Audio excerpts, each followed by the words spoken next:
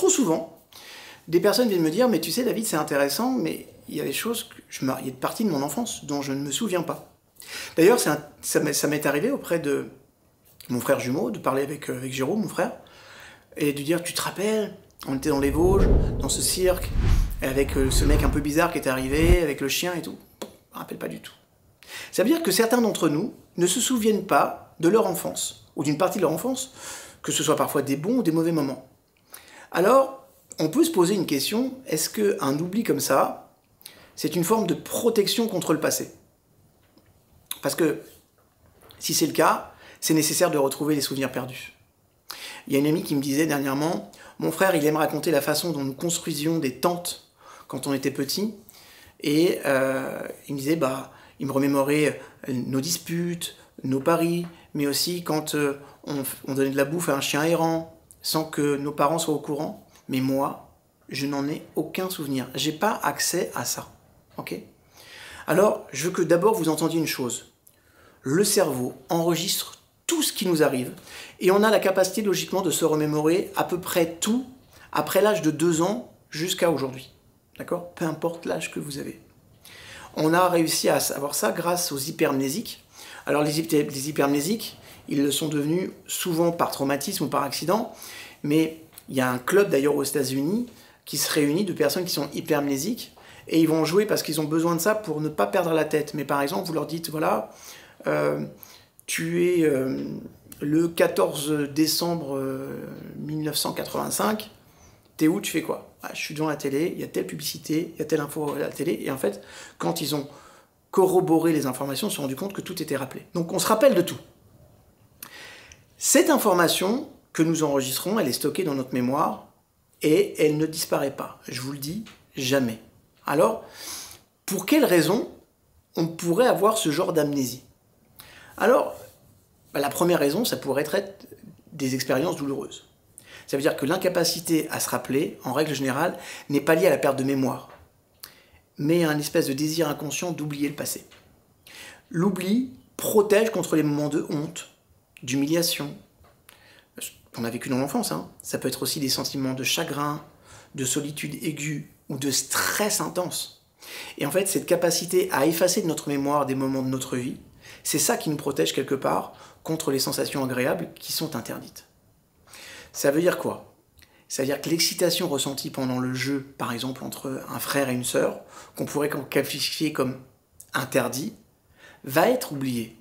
Mais également le jeu lui-même, ou alors peut-être même toute la journée dans son ensemble, simplement parce qu'il y a eu ce petit moment-là. Parfois même, il s'agit d'une période de temps qui va être plus significative qui est effacée. Par exemple, si un tel souvenir devait émerger, on sait que ça conduirait à des expériences douloureuses dans le présent. Donc, première chose, des expériences difficiles. Deuxième raison, ça peut être aussi un refus conscient. C'est-à-dire que le refus de se souvenir peut être tout à fait délibéré si une personne, pour une raison ou une autre, elle veut effacer cette période de vie.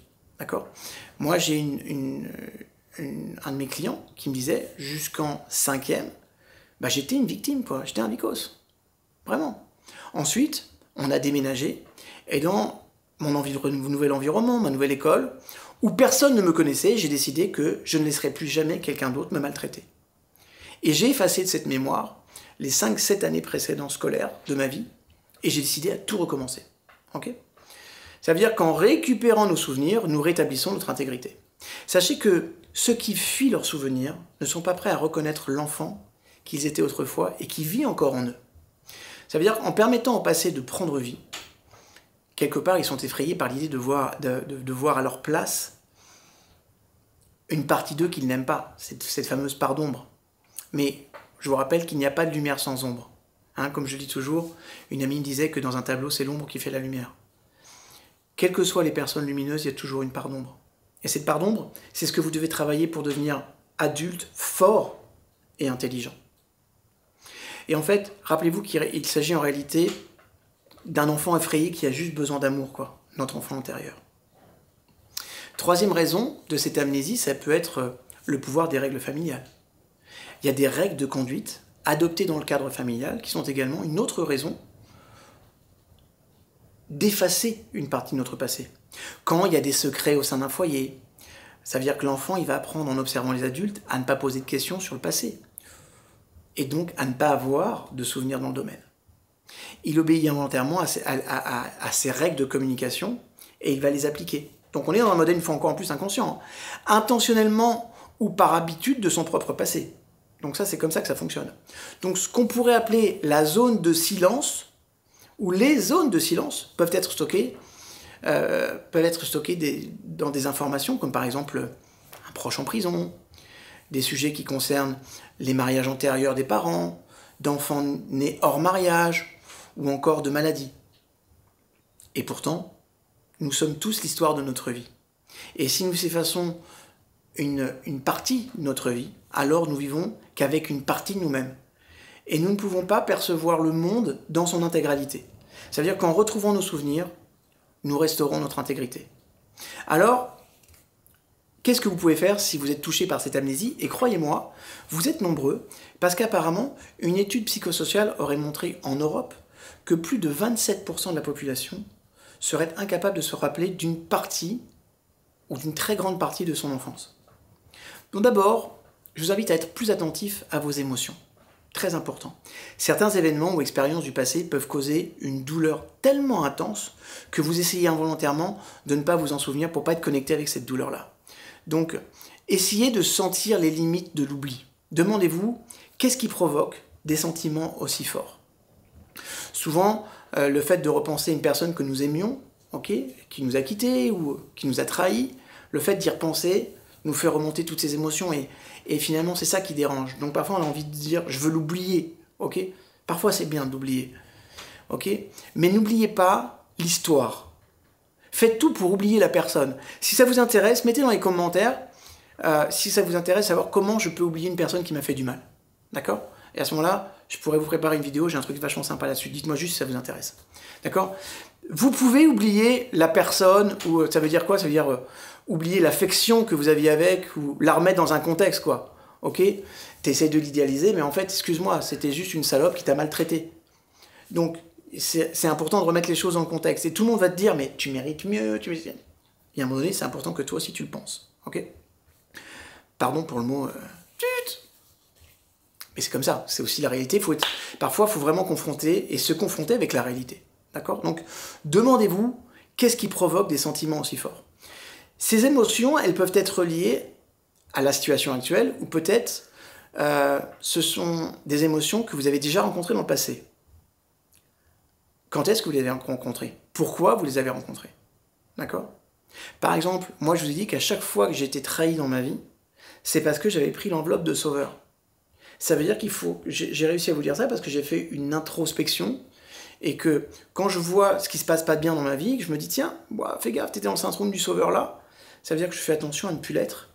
Et ça veut pas dire que je vais pas aider mon prochain, ça veut pas dire que je vais pas tout faire pour être présent. Mais pas si la personne n'a pas envie d'être sauvée et qu'elle veut rester dans sa merde. Vous voyez ce que je veux dire? Ça c'est très important. C'est comme si tu voulais te faire traverser une vieille dame de la rue, mais elle n'a pas envie de traverser. Elle dit non, je veux pas traverser. Mais si traverse la rue, je vous emmène, mais lâchez-moi, lâchez-moi. C'est exactement pareil. D'accord? Le syndrome du sauveur. Faites très attention à ça. Ça veut dire que dans ces cas-là, l'objectif, c'est de remonter progressivement à l'origine des émotions négatives à l'enfance. Deuxième chose que je vous conseille, c'est de revenir sur les lieux de l'enfance. Redonnez vie à vos souvenirs en faisant des liens. Les lieux, les souvenirs, les émotions. Les émotions font revenir les souvenirs, parce qu'en fait, un souvenir, c'est souvent un espace mémoriel à laquelle on a attaché un ressenti. Mais on va aussi rattacher des ressentis et une mémoire à des lieux, à des images, à des odeurs, à des ambiances. Donc revenir sur les lieux de l'enfance, c'est un bon truc. D'accord? C'est comme ça qu'on va refaire les liens. Les souvenirs peuvent réapparaître grâce à des objets, des jouets, des livres de votre enfance. Donc si vous réussissez, revisitez les endroits où vous avez grandi. Ça va faire remonter des choses. Et puis, observez les enfants lorsque vous voyez une petite fille pleurer, par exemple, sur une piste de ski, ce qui m'était arrivé il y a de ça quelques années, pendant que d'autres, ils sont en train de la descendre, et que votre cœur, il fait... Ok, vous voyez le truc ou pas? Posez-vous la question. Ok? Qu'est-ce qui se passe là? Qu'est-ce qui se joue et en quoi je suis en résonance? Parce que la signification de cette inquiétude que vous avez ressentie en voyant cet enfant, vous sera révélé si vous regardez dans votre propre enfance. D'accord? En fait, l'autre va une fois encore être le miroir de vous-même. Troisième chose, partagez vos sentiments et puis écoutez les autres. Écoutez les histoires des autres sur leur enfance et être sensible aux sentiments qui surgissent au cours de ces histoires, c'est exactement la bonne stratégie. Souvent, il suffit de commencer à échanger des histoires de la vie et on se souvient de quelque chose soudainement qui remonte. D'accord? Moi, je vous recommande vraiment de faire confiance.